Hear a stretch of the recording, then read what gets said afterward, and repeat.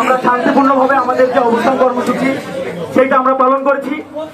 আমরা সমাজবিজ্ঞান বিভাগের শিক্ষার্থীরা কোন রকম বিশৃঙ্খলা না করে আমরা প্রশাসনের নেওয়াতে 3 দিন সময় সেই সময় দিয়েছি, কিন্তু প্রশাসন 3 দিন সময় নেওয়ার পরেও তারা সুষ্ঠু তদন্ত এবং সুষ্ঠু প্রতিবেদন এটা দিতে ব্যর্থ হয়েছে।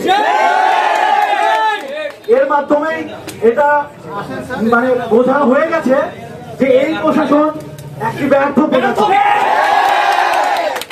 আমরা স্যারকে অনুরোধ করবো, স্যার 30 মিনিটের মধ্যে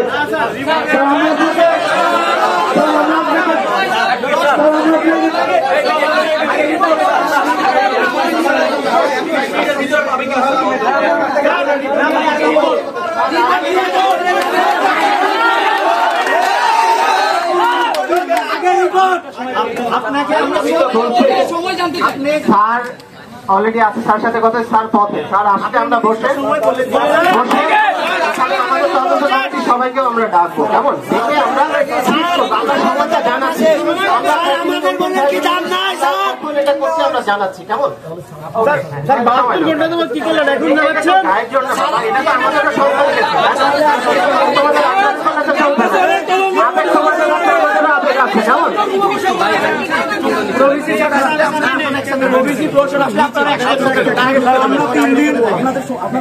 আমরা কিন্তু স্যার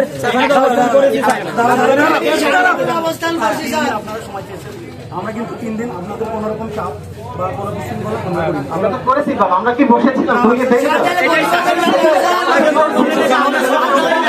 12টার মধ্যে না করলে রাত 1টার সময় জমা দিয়ে বাসায় গেছি।